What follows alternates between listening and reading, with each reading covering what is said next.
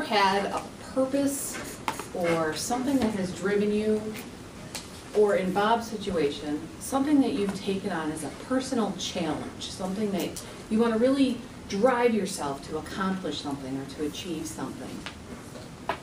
Today, in Bob's Competent Communicator 2 speech, he's going to share with us a challenge that he put himself to recently. In the Competent Communicator Manual, the CC2 speech is known as the Organize Your Speech.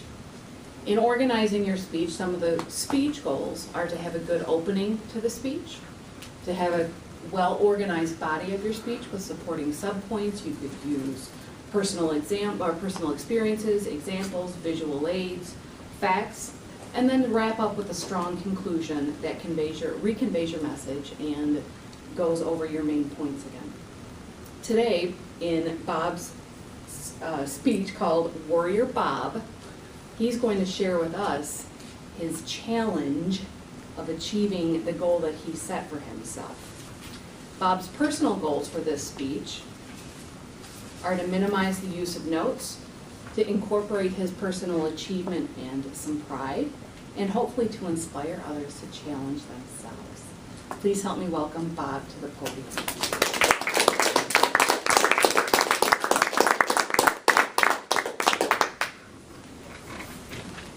Thank you, Christine. Fellow Toastmasters, honored guests. My speech today, as she mentioned, is Warrior Bob. And it's actually about a race, a Warrior Dash race I ran in a couple of years ago. And for those of you that may not be familiar with a Warrior Dash race, it can be anywhere from about a 5K up to about a 5-mile race with a number of obstacles scattered throughout the course. In the race I ran, mud seemed to be a primary target of the organizers. There was lots and lots of mud, so when you finished, you were in rough shape. They also liked heights, so there were several climbing walls, rope things to do. They also seemed to have got a deal, I guess, on barbed wire. Because it didn't appear to be new barbed wire, so you wanted to make sure you avoided it. And probably the last item they threw in just, I suppose, just for fun, was a couple fire hazards. So I have, as Christine mentioned, organized my speech into 3 basic parts. Prepping for the race, the actual race itself, and the part I like to refer to as the afterglow. So that spring, I really wasn't planning to do any races. I was just doing a little bit of exercise to kind of lose the winter weight and get ready for some summertime activities. And so I had my weekly exercise program developed, and I know a lot of people have challenged me. I did spell weekly with 2 E's, not an E and an A. But it seems to be effective for me. Over the last, say 15 years using that program, I've lost about 150 pounds. The downside is the same 10 pounds about 15 different times. That all changed one sultry day as I was finishing up one of my runs. I was walking up the driveway, just looking to get into the house and get a drink of water. Next door neighbor, his son and grandsons met me before I ever got up to the house and says, "We're doing a Warrior Dash. We want you to join us." "What's a Warrior Dash?" So they give me a brief explanation. I said, "Okay, I'll join."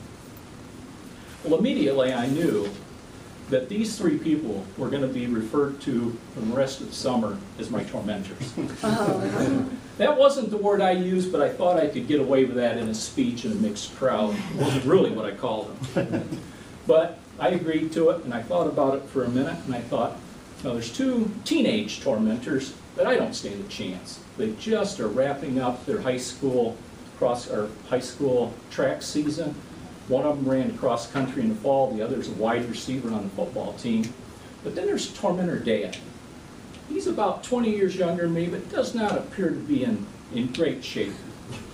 Well, unfortunately, he had a baggy shirt on. He went on to tell me about his 30 to 40 miles a week he was running and the half marathon he had just finished. So I thought, uh-oh, this may be embarrassing.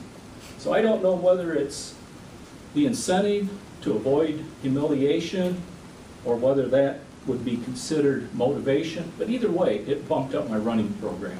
Instantly, I went to 4 days a week, and I pushed myself. Prior to that, it was just kind of casual jogs. Now I'm pushing myself, I'm logging my runs. Every time I get a new personal best, I log that in red, so it jumps right off the spreadsheet. Well, by the end of July, I was running 5 days a week, and the times continued to come down, and I was actually feeling really good about my preparation for this race. So that leads us into race day. On the way up, it's about an hour and a half up to the little town of Montrose, just outside of Flint. Well, that gave me an opportunity to sort of think about the preparation and how good I felt, but it also provided an opportunity for a little trepidation to set in. I knew this course had a lot of aerial type obstacles. Height isn't one of my strong suits, so I knew I was going to have to overcome that. Plus, there's always in the back of my mind the tormentors. We're going to lunch after this race. If I really fall flat on my face in this race, I'm going to have to listen to it at lunch and all the way back to Jackson.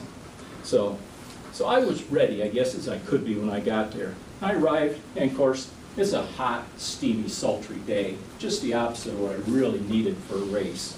But I got there and I started looking around at the field. And I thought, these aren't your normal lean, mean running machines you see. I can compete with these people. So when I went to pick up my packet, inside of it was a timing chip, which is common. But what they seemed to really enforce was hang on to that timing chip, because you can turn that in for a cold beer after the race. And I thought, things are looking up. Free field, free beer. So in order to get 22,000 people through this course in a weekend, they do every half hour, they started another race of 500 people. So our group, we lined up, and I was quite content to be near the back of the pack, comfortable spot. Tormentors weren't having any of that. Here they are. No. Let's go up to the front of the... So we got up to the front, and of course then when the gun went off, we had to sprint, because we're in a nice big wide starting area. You go about 100 yards, you go right into a woods with a little narrow footpath. So we're down, jostling with people, about 2 people wide. We finally go through, and I really hung with them through about the first 4 or 5 obstacles. Then we come to the lake. And on a sultry day, jumping into a lake sounded like a great opportunity. Unfortunately, it's about this deep, and there's logs about this big around floating on top of that water. So I'm crawling over the logs. When I look, here's my tormentors. They're playing a game of leapfrog with the logs. And they're over and gone. We're in a lake, but they've left me in their dust. So I finished the race kind of on my own, and I ran what I considered a controlled pace. A lot of people just say I slowed down. But I considered it. I got down to the last obstacle, and it's a mud hole about 75 yards long, where whatever barbed wire they had left over, they put in there. So you were crawling through mud with about a foot between you and the barbed wire. But at the beginning of it, there was no barbed wire. And the reason was they dug a pit that was probably 4 to 5 feet deep. And here's the announcer. I'm sprinting. I'm feeling pretty good. I can see the finish line. Cannonball. We want to see a cannonball. Okay, I did a cannonball. I popped up. My number was gone. My shirt, my shorts. I still had those. But they weren't going home with me. They were in rough shape. I crawled under the wire, and right then I went into what I would call the afterglow. I looked up. There's the timing light. I'm running good. I had a time better than I expected.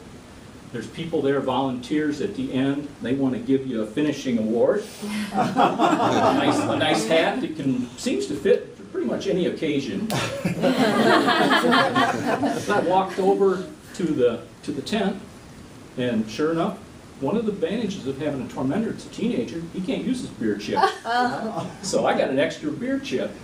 And when the timing started coming in the next couple of days, I'm looking them up, and sure enough, I beat about 75% of the 22,000 that entered, and about 80% of the people in my age group. That inspired me to enter another race later in fall, just a 5K, not a warrior dash. So I entered that, and I continued to train. I beat the time I was projecting. I finished first in my age group, third in the Masters division, and I won, after 30 years of running and about 50 or 60 races, I actually won my first medal. So I grabbed that medal, a big smile, and a little quiet thank you to my tormentors. Thanks.